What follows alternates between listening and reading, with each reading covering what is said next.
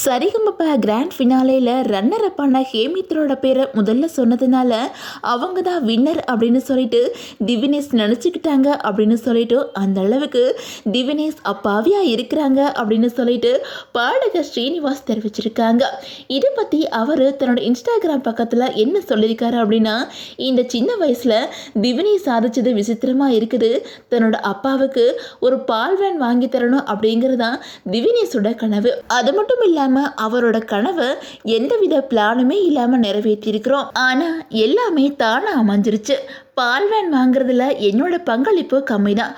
ஆனால் உலகத்தில் திவினேஷோட பாடலை கேட்குற ஏராளமான மக்கள் எங்களோட ஆஃபீஸ்க்கு ஃபோன் பண்ணி திவினேஷ்க்கு உதவி பண்ண விரும்பினாங்க. அந்த வகையில் திவினேஷ் தன்னோட அப்பாவுக்கு பால்வேன் வாங்கி தர உதவின நல்ல உள்ளங்களுக்கு சரிகமபா டீம் சார்பில் நன்றியை தெரிவிச்சுக்கிறோம். அது மட்டும் இல்லாமல் இவங்க எல்லாரும் தான் பால்வேன் வாங்குறதுக்கு பணம் கொடுத்தாங்க அப்படின்னு சொல்லிட்டு அவங்களோட பெயரையுமே ஸ்ரீனிவாஸ் குறிப்பிட்டிருக்காங்க. அவங்க யார் யார் அப்படின்னா, பாலாஜி, சிவா, நாகேஸ்வரி, பால்வண்ணன் மற்றும் உமா, காட்வின், மயில்வாகனன், கிரிவலம், ஜாக், தங்க வடிவேல் மற்றும் கலாகிருஷ்ணன் அப்படின்னு சொல்லியிருக்காங்க. அந்த வகையில் பால்வண்டியில் டிஎஸ்பி அப்படின்னுமே குறிப்பிட்டிருக்காங்க.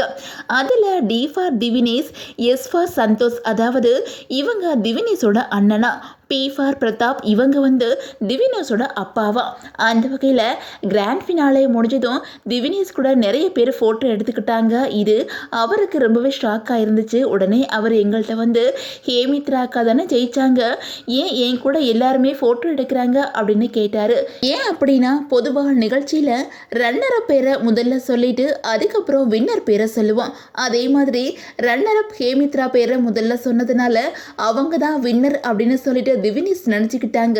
இப்படிப்பட்ட அப்பாவியான பையன் திவினேஷ். அதனால தான் அவரோட பாடல்ல வார்த்தைகளை காட்டிலும் உண்மை இருக்குது அப்படின்னு சொல்லிட்டு ஸ்ரீனிவாஸ் குறிப்பிட்டிருக்காங்க. அது மட்டும் இல்லாம திவினேஷ்க்கு எல்லாரும் சேர்ந்து வாங்கி கொடுத்தா பால்வேனோட போட்டோவுமே அவங்க வெளியிட்டிருக்காங்க. அந்த வகையில் ஜீ தமிழ்ல ஒளிபரப்பாகி வந்த சரிகமபா லிட்டில் சாம்ப்ஸ் நிகழ்ச்சியோட கிராண்ட் ஃபினாலே கடந்த ஞாயிற்றுக்கிழமை ஒளிபரப்பாச்சு. இதுல சிறப்பு விருந்தினரா சிவகார்த்திகேயன் கலந்துக்கிட்டாங்க. 6 போட்டியாளர்கள் இறுதிக்கட்டத்தை எட்டியிருந்தாங்க. அதுல திவினேஷ், யோகஸ்ரீ, மகதி, ஹேமித்ரா, அபினேஷ், ஸ்ரீமதி இவங்கெல்லாம் இருக்கிறாங்க. இந்த நிகழ்ச்சியில திவினேஷ் முதலிடத்தை பிடிச்சிட்டாங்க. அவங்களுக்கு ரூபாய் 10 லட்சம் பரிசு வழங்கப்பட்டுச்சு. அதே மாதிரி யோகஸ்ரீ, ஹேமித்ரா இவங்கெல்லாம் 2வது 3வது இடத்தை பிடிச்சிருந்தாங்க. அது மட்டும் இல்லாமல் திவினேஷ்க்கு மெல்லிசி இளவரசர் அப்படிங்கிற பட்டமும் வழங்கப்பட்டுச்சு. அதே மாதிரி 13 வயசான யோகஸ்ரீயோட குரல் பலருக்குமே ஃபேவரட். பழைய பாடல்களை தேடி பிடிச்சி பாடுறதுல இவங்க கெட்டிக்காரி அப்படின்னு கூட சொல்லலாம். யோகஸ்ரீயோட பாடல்களை கேட்டதுக்கு அப்புறம் தான் சரிகமபா நிகழ்ச்சியை தான் பார்த்ததா சிவகார்த்திகேயனுமே சொல்லியிருந்தாங்க. அது மட்டும் இல்லாமல் யோகஸ்ரீக்கு 1700 சதுரடி கொண்ட இடம் வழங்கப்பட்டிருக்குது. அதில் அவங்க வீடு கட்டிக்கலாம் அப்படின்னுமே குறிப்பிட்டிருக்காங்க. சிவகார்த்திகேயன் நடிக்கிற படத்துல இசையமைப்பாளர்கிட்ட யோகஸ்ரீயோட பேரை பரிந்துரைக்கிறதா அவருமே வாக்கு கொடுத்திருக்கிறாங்க.